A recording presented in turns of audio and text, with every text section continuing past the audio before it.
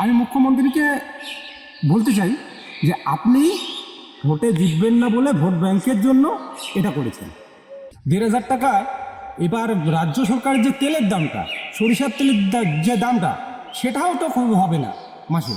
মানুষের ঘরে তিন ফুটো হয়ে গেছে, এক একজন থাকতে পারছে না ঘরে। সেই চাল দিয়ে জল পড়ছে মানুষের বিছানায়, মানুষের রান্নাঘরে, মানুষের গোয়াল ঘরে। আর সাধারণত একটা 200-300 টাকা দামের প্লাস্টিক দিয়ে সান্ত্বনা দিচ্ছে আমাদের অঞ্চলের প্রধান, উপপ্রধান, পঞ্চায়েত।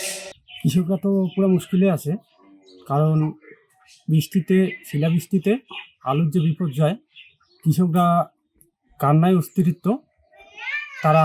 তাদের চোখের জল ঝরছে, কিন্তু প্রকাশ্য ঝরছে না, কারণ তৃণমূল কিছু লোক দিয়েছে যে তাদেরকে নাকি ক্ষতিপূরণ দিবে, এটা দিবে, ওটা দিবে। এর জন্য ওই কেপিএস অফিসে পাঠানো হয়েছে তাদেরকে। তারা গিয়েছিল, কিন্তু এখন ক্ষতিপূরণ পাবে কি না। কিন্তু তার থেকে বেশি কথা হচ্ছে, কৃষকের যে এতটা ক্ষতি হয়েছে, লাখ লাখ টাকা খরচা করে কৃষকরা আলু করেছে। এই আলু কৃষিতে যে ক্ষতিটা হয়েছে, সেই লাখ লাখ টাকা কি ক্ষতিপূরণ দিতে পারবে সরকার? পারবে না। যেমন ঝড়ে, শিলাবৃষ্টিতে মানুষের ঘরে তিন ফুটো হয়ে গেছে, এক একজন থাকতে পারছে না ঘরে। সেই চাল দিয়ে জল পড়ছে মানুষের বিছানায়, মানুষের রান্নাঘরে, মানুষের গোয়াল ঘরে।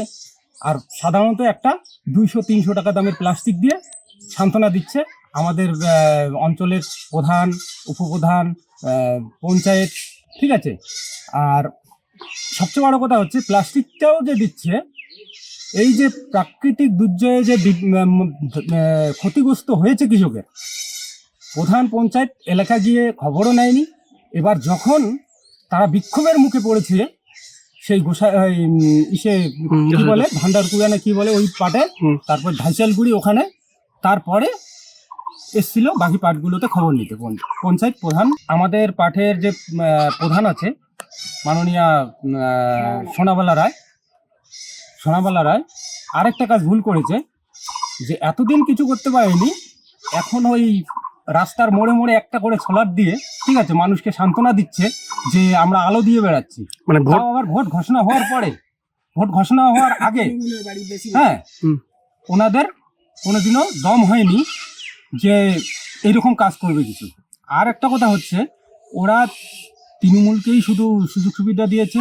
আমাদের বিজেপি, ভারতীয় জনতা পার্টির যে লোকগুলো আছে, তাদেরকে কোনো সুযোগ সুবিধা দেয়নি, একটা প্লাস্টিক পর্যন্ত দেয়নি, একটা সুতো পর্যন্ত দেয়নি, কারো বাড়ি গিয়ে খবর নেয়নি, ঠিক আছে, খবর নেয়নি। প্লাস সোলারগুলো যে বসিয়েছে, তাও মাফ করে।